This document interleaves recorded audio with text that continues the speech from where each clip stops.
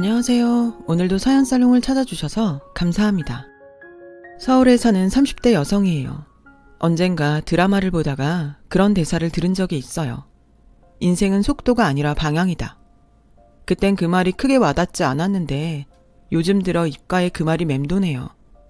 사실 그동안 저는 남들한테 뒤처지지 않으려고 부단히 노력하며 살았거든요. 남들보다 좋은 대학에 들어가서 먼저 이름이 있는 회사에 취직을 하고 남들이 부러워할 만한 조건의 신랑감을 만나 결혼해서 보란듯이 자식 잘 키우고 사는 것. 마치 이게 제 인생의 목표인 것처럼 살아왔으니까요. 그런데 막상 그렇게 살아보니 정작 제가 지치고 힘들 때 제 곁을 지켜주는 사람이 아무도 없다는 걸 알게 됐어요. 내 편이라 믿었던 남편조차도요. 그때 알았어요. 제가 살아온 방향이 잘못됐다는 걸요. 저는 한부모 가정에서 자랐어요. 엄마 아빠가 제가 2살 무렵 이혼을 하셨거든요. 그래서 저는 아빠 얼굴도 몰라요. 집에 아빠 사진이 한 장도 남아있지 않았으니까요.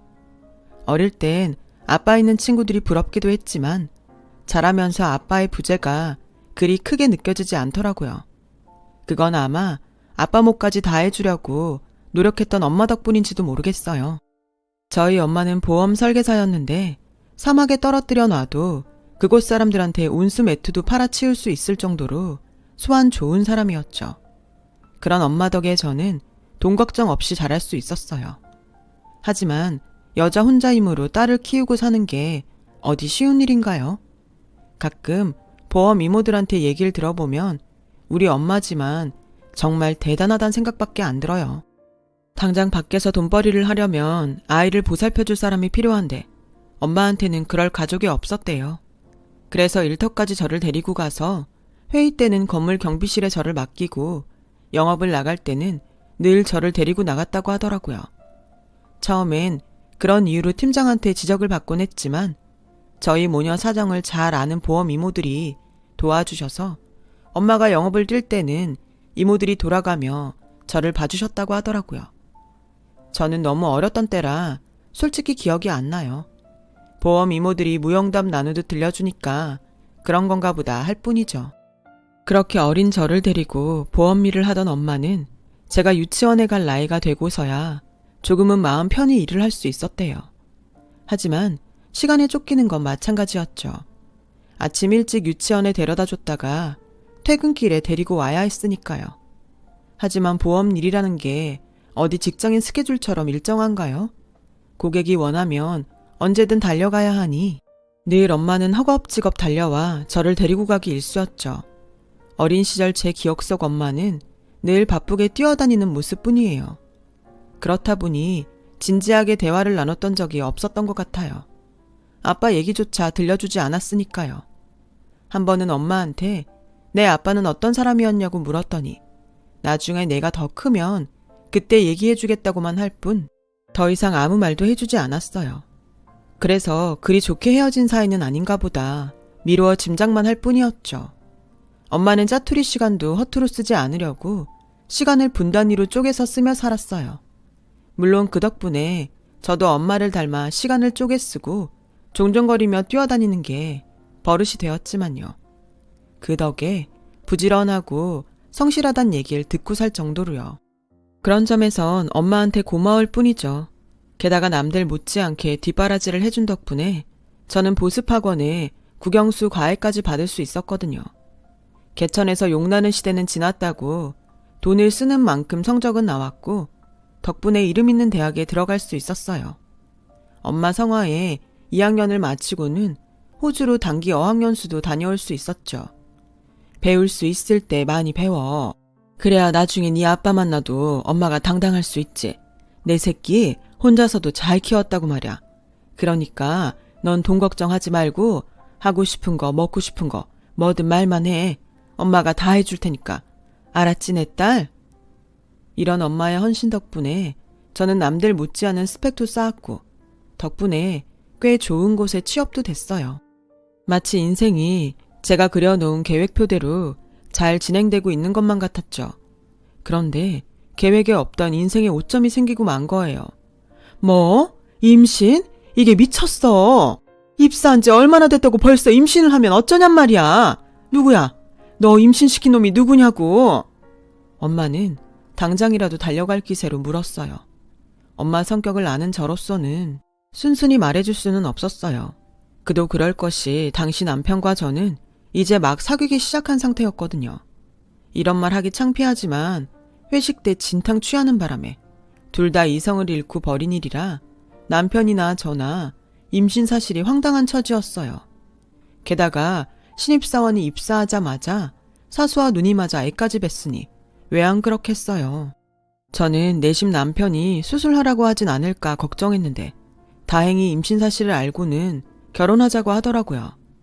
예상보다 일이 급진전되긴 했지만 그래도 우리가 사랑하는 사이임은 분명하고 우리 사이에 생긴 악인이 최선을 다해 키워보자고 하더라고요. 그 말에 조금은 안심이 됐어요. 그래서 엄마한테도 말했던 건데 엄마는 길길이 뛰며 화를 내다가 마치 세상 끝난 사람처럼 주저앉아 대성통곡을 하더라고요. 아휴, 닮을 걸 닮아야지. 뭐 좋은 거라고 혼전 임신까지 지 엄마를 닮아. 내가 너만큼은 엄마 팔자 닮지 말라고 얼마나 애지중지 키웠는데 네가 어쩜 이럴 수가 있어. 다 필요 없고 수술 받아. 난 내 딸 인생 이렇게 망가지는 거 못 본다. 엄마 얘기를 들어보니 엄마도 저처럼 혼전 임신을 했던 모양이었어요. 그랬으면 지금 내 심정이 어떤지 누구보다 잘 알 텐데 어떻게 수술을 하랄 수 있는 건지. 뭐? 나보고 수술을 하라고? 엄마, 어떻게 엄마가 나한테 그런 말을 할 수가 있어. 엄마 날 이렇게 낳아놓고 나보고 내 아이를 지우라고? 그게 말이 돼? 싫어. 나 절대 수술 안 받을 거야. 그이도 낳아서 잘 키우자고 그러는데 어떻게 엄마라는 사람이 딸한테 아이를 지우라는 소리를 해? 왜? 엄마가 날 지우지 못했던 게 한이 돼서 그래? 진작에 날 지웠으면 걸리적거릴 것도 없고 엄마 마음 편히 살 수 있었을 텐데 그게 억울해서 이러냐고. 말해봐. 그때였어요. 지금껏 단 한 번도 저를 때린 적 없던 엄마가 제 뺨을 쳤어요. 그리곤 죽일 듯 노려보며 그러셨죠. 그래, 너 같은 딸년 내가 미쳤다고 이날 이때까지 키웠는지 모르겠다. 그때 네 친할머니 말대로 지웠어야 했는데 내가 미친년이지. 이 꼴 보자고 그 고생하고 살았으니. 그래, 네 마음대로 해. 애를 낳든 말든 네 마음대로 하라고. 그날 이후 엄마와 저는 한동안 말도 섞지 않았어요. 그리고 며칠 뒤 저는 남편이 살고 있는 오피스텔에 들어가 본격적으로 동거를 시작했어요. 임신 6개월이 넘어가자 더는 복대로 배를 가릴 수 없는 지경에 이르렀고 결국 퇴사를 결심하게 되었어요. 상황이 이렇게 되고 보니 순서는 바뀌었지만 시댁에 인사를 드려야 할 것 같아서 하루 날 잡아 남편과 함께 시댁에 찾아갔어요. 아니, 사귄 지 얼마나 됐다고 벌써 애를 뵈서와? 세상에. 아무리 세상이 좋아져서 손주를 혼수로 데려오는 세상이 됐다지만 그래도 이건 좀 너무한 거 아니니? 게다가 넌 신입사원이라며. 기껏 들어간 회사를 이런 일 그만두는 게 아깝지도 않니? 게다가 애까지 나오면 우리 현수 혼자 벌어서 먹고 살겠단 거야? 너 너무 염치 없단 생각 안 드니? 애는 둘이 가졌는데 왜 돈은 내 아들 혼자 뼈 빠지게 벌어야 되니? 난 그런 결혼이라면 동의 못한다. 아무리 애비 없이 자라 배운 게 없다지만 그래도 이건 아니지. 그러니 퇴사 문제는 없던 걸로 해. 시어머니는 다른 건 몰라도 외벌이는 안 된다시며 퇴사를 만류하셨어요. 그러면서도 당장 시급 못 올려준다고 하시더라고요. 일단 출산부터 하고 식은 나중에 차차 올리자꾸나. 아직 큰애도 결혼 전인데다 2달 뒤가 내 환갑이라 경황이 없구나. 식은 그렇게 알고 혼인신고 먼저 하는 걸로 하자. 내키진 않았지만 상황이 그러니 어쩔 수 없다 생각했어요. 시어머님이 좀 까칠한 분위기긴 하지만 그 외의 식구들은 모두 저를 반겨주는 분위기였어요. 식구들 중 누구 하나도 아이를 지우길 바라는 사람은 없었어요. 오히려 제 건강을 걱정해주는 분위기였어요. 피 한 방울 안 섞인 남도 이러는데 어쩜 내 엄마라는 사람이 더 날 가슴 아프게 하나 싶어 울적했죠. 그래서 엄마가 먼저 사과를 하기 전까지는 절대 연락 안 하겠다고 생각했어요. 그렇게 몇 주가 지났을까요?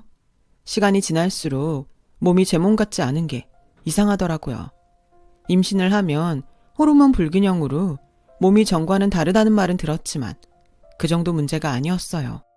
혈압도 높고 몸도 잘 붓는 데다 경련을 일으키는 일도 종종 있었거든요. 아무래도 큰 문제가 있는 것 같아서 정기 검진을 받던 산부인과에 갔어요. 네? 임신 중독증이요? 글쎄, 임신 중독증이라지 뭐예요. 임산부에게는 가장 무서운 병이라며 미숙아를 출산하거나 심할 경우 태아와 산모 모두 위험할 수 있다고 하더라고요. 그 말을 들으니 덜컥 겁이 났어요. 그동안 때 되면 아이를 낳을 거라고만 생각했지 이런 일이 있을 거라고는 생각도 못했으니까요.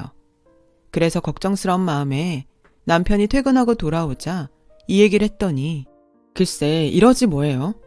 그래? 그럼 어쩌나? 다음 달 어머니 환갑 때 하롱베이로 크루즈 여행 가려고 했는데 자기는 아무래도 못 가겠지? 에이, 아쉬워서 어쩌냐? 크루즈에서 1박 하면서 보는 풍경이 그렇게 좋다는데 할 수 없지 뭐. 대신 내가 사진 많이 찍어 올게. 아니, 지 아이를 임신한 내가 임신 중독증까지 걸려서 이 고생을 하고 있다는데 뭐가 어쩌고 저째요? 자기야, 내 말 못 알아들었어? 임신 중독증이라고. 위험하다니까? 그래, 그러니까 몸조리 잘하고 있으라는 거 아냐. 누가 자기 보고 아픈 몸 이끌고 와서 며느리 노릇하라고 그랬어? 근데 왜 이렇게 발끈하고 그래? 솔직히 서운한 걸로 치면 내가 더 서운하지. 안 그래? 평생에 한 번 있는 엄마 환갑에 며느리라고 딸랑 있는 사람이 아프단 핑계로 환갑 여행도 같이 안 가겠다는데 솔직히 안 그래? 빈말이라도 따라가겠다고 하면 내가 어련히 당신 생각해서 그러지 말라고 했을까? 어쩜 사람이 그렇게 이기적이야? 당신 어머니 보고 지독하다고 하는데 내가 보기엔 당신이나 장모님이나 똑같아. 둘 다 자기밖에 모르는 이기적인 사람들이라고. 남편은 짜증을 내곤 밖으로 나갔어요. 순간 저는 믿었던 사람한테 뒤통수를 심하게 맞은 기분이 들었어요. 아니, 내가 뭐라고 했다고 이런 소리까지 들어야 하나 싶더군요. 생각 같아선 당장 짐 싸들고 이 집에서 나가고 싶었지만 그럴 수는 없었어요. 당장 갈 곳도 없었으니까요. 엄마랑 그렇게 싸우고 나온 뒤 연락 한번 안 하고 살다가 이제야 갈 곳 없다고 찾아가긴 미안했거든요. 그래서 꾹 참고 버티기로 했죠. 그런데 다음날 아침부터 시어머님이 집으로 찾아오셨더라고요. 전 제 몸 상태 때문에 오셨나 했는데 글쎄 어이없게도 여행 때문이더라고요. 얘, 정말 같이 못 가겠니? 원래 의사들은 환자들 겁주느라 별것 아닌 것도 심하게 말하곤 하는 법이야. 나도 애를 셋이나 낳았지만 아무 이상 없었어. 그러니 같이 가는 게 어떻겠니? 무슨 일 생기면 거기 병원 가도 되고. 너도 알다시피 우리 승철이 빼곤 영어 잘하는 애가 너뿐이잖니. 사람 수가 몇인데 승철이 하나로 되겠어? 당장 편의점에 물 하나 사러 가려고 해도 통역이 필요한데. 그러니까 네가 좀 힘들더라도 같이 가면 안 되겠니? 내가 보약도 한 제 지어줄게. 아무리 자기 자식 아니라지만 어쩜 이럴 수가 있대요. 고작 자기들 여행 편하게 하자고 임신 중독증에 걸려서 온몸이 퉁퉁 붓고 발작으로 정신까지 잃는 며느리를 생각도 안 하고 데리고 여행을 갈 생각을 하다니 정말 욕 나올 뻔했어요. 그래서 딱 잘라 거절을 했죠. 어머님, 그건 안 되겠어요. 제가 저 혼자 살자고 이러는 거 아니잖아요. 제가 조심 안 하면 저희 아기한테 문제가 생길 수 있어요. 어머님 손주한테 말이에요. 그런데도 어머님 편하게 여행하시자고 저 데리고 가시겠어요? 제 말에 시어머니는 기분이 상했는지 바로 돌아가 버리셨어요. 그리고 그날 밤 남편이 술에 잔뜩 취해 돌아왔더라고요. 자기야, 무슨 술을 이렇게 마셨어? 비틀거리는 남편 팔을 잡아주려는데 글쎄 남편이 제 손을 뿌리치지 뭐예요? 됐어. 내 몸에 손대지 마. 그리고는 비틀대며 기어이 자기 혼자 침대에 눕더라고요. 그리고 그날부터 남편은 제게 거리를 두기 시작했어요. 집도 회사도 버리고 나온 저로서는 남편의 행동에 정말 서운하더라고요. 남편은 마치 제가 정말 이기적인 인간이라서 내 한 몸 건사하자고 다른 가족들한테 못할 짓을 하는 것처럼 행동하더라고요. 그렇게 남보다 못한 사이로 지내며 몇 주가 지났어요. 아침에 눈 떠보니 남편이 없더라고요. 이른 시간에 어딜 갔나 싶어 전화를 해봤더니 안 받더군요. 아직도 꽁해서 그런가 생각했어요. 그런데 몇 주 동안 신경을 많이 써서 그런가 두통이 전보다 심하고 눈앞이 침침하더라고요. 거기다 배눌림 증상도 심하고 호흡도 힘든 데다 다리 사이로 뜨거운 액체가 흘러내린다는 느낌까지 나더라고요. 순간 겁이 덜컥 났어요. 이러다 정말 어떻게 될 것 같아서 남편한테 전화를 했는데 받지 않더군요. 하는 수 없이 엄마한테 전화를 했어요. 소화기 너머로 엄마 목소리가 들리자 울음부터 터지더라고요. 제 울음소리에 엄마는 무슨 일이냐며 당장 달려갈 테니 어딘지 말하라고 소리쳤어요. 그렇게 엄마가 달려와준 덕분에 전 병원에 입원할 수 있었어요. 정신이 들어보니 엄마가 제 손을 꼭 잡고는 눈물을 흘리고 있더군요. 제가 혹시 무슨 일 있냐고 물었더니 엄마가 제 손을 어루만져 주시며 유산이 됐다고 전해주셨어요. 임신 중독증도 심하고 유산기까지 있었는데 그동안 몰랐냐면서 어떻게 사람이 이 지경이 되도록 네 남편은 전화도 안 받냐고 분통을 터뜨리셨죠. 그때였어요. 중년의 의사가 엄마를 보고는 이름을 부르더라고요. 현자? 양현자? 엄마는 자신의 이름을 부르는 의사를 보고는 놀라서 어쩔 줄 몰라 했어요. 의사는 침상으로 다가와 제 이름표를 확인하고서는 눈시울이 붉어졌어요. 그리고는 차트를 펼쳐들고 제 상태를 확인하더군요. 그리고는 말을 잇지 못했어요. 그저 눈물이 그렁한 눈으로 절 바라볼 뿐이었죠. 그 표정만으로 이 사람이 누구인지 알 것 같았어요. 바로 제 친부였던 거예요. 의사는 엄마와 함께 병실을 나갔어요. 그리고 한참 뒤에야 엄마가 병실로 돌아오셨어요.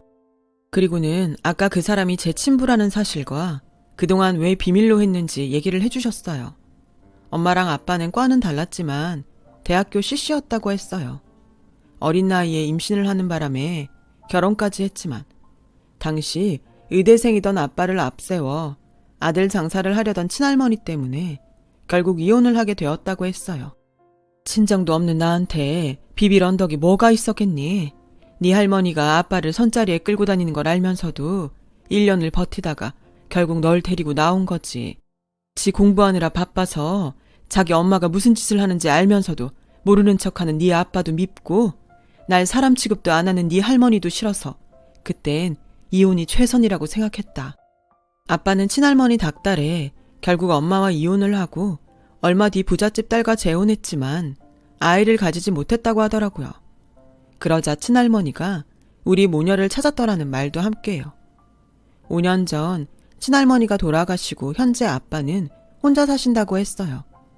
아빠는 내심 엄마와 재결합을 원하는 눈치였지만 엄마는 그럴 생각이 없어 보이더라고요. 그동안 못한 아빠 노릇이나 해. 내 남편 노릇까지 할 생각 말고.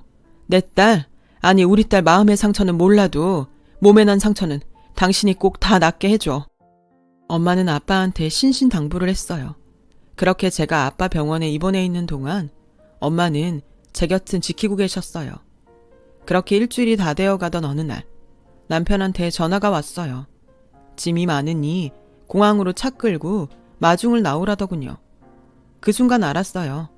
남편과 시댁 식구들이 저한테 말도 없이 시어머니 환갑여행을 갔다 왔다는 사실을 말이죠. 제가 울먹이며 아무 대답도 못하자 곁에 있던 엄마가 전화기를 뺏어선 대신 통화를 했어요. 자네 지금 어딘가? 애가 몸이 이 모양인데 왜 코빼기도 안 보이고 이제야 전화인가? 어디긴 병원일세. 제가 유산을 했다는 말에 남편과 시댁 식구들은 공항에서 바로 병원으로 달려왔어요. 병실에 들어선 시어머니는 저를 보자마자 소리를 치셨어요. 너는 어떻게 돼먹은 애가? 네 새끼도 하나 못 지키니? 임신 중독이니 뭐니 유세까지 떨며 내 환갑여행도 같이 못 가겠다고 했으면 애는 지켰어야지. 애비도 없이 편모스라 해서 자란 널 군말 없이 받아준 게 네가 마음에 들어 그런 줄 아니? 네가 내 손주를 뵀다고 하니 내칠 수 없어서 할 수 없이 받아준 거야. 근데 그마저도 없으니 이제 내가 널 며느리로 받아야 할 이유가 있겠니? 혼인 전부터 몸뚱이나 함부로 굴린 너 같은 애를 말이다. 안 그러니?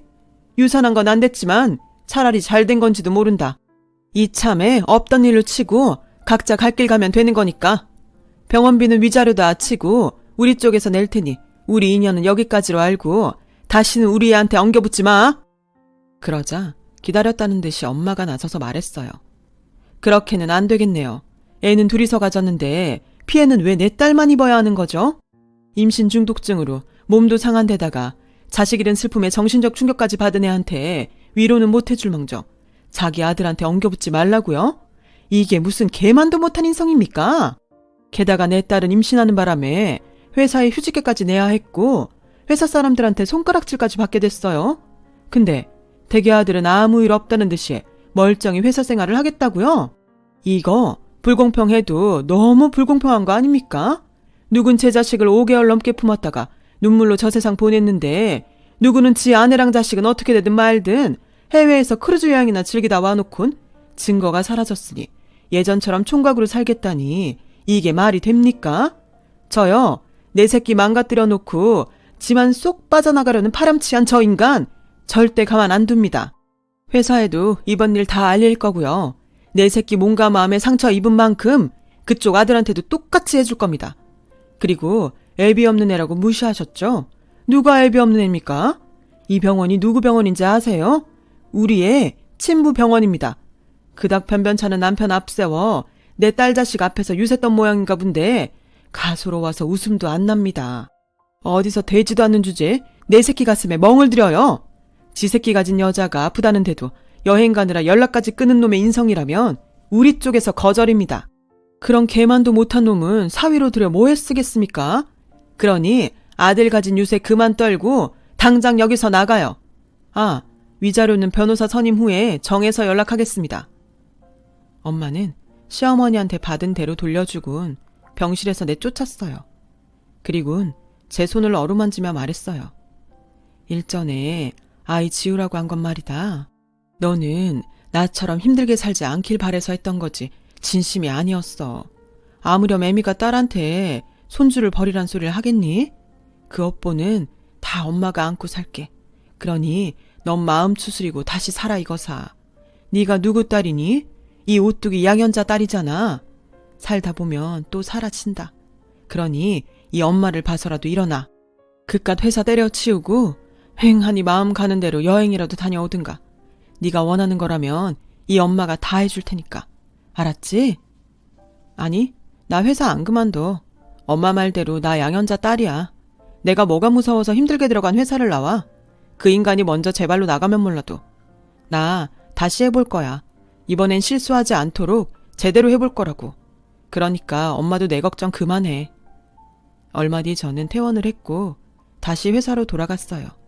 그러자 하루는 남편이 절 부르더군요. 저 때문에 자기 입장이 곤란하니 제발 회사를 나가달라고요. 미쳤니? 니깟 인간 편하라고 내가 회사를 그만두게?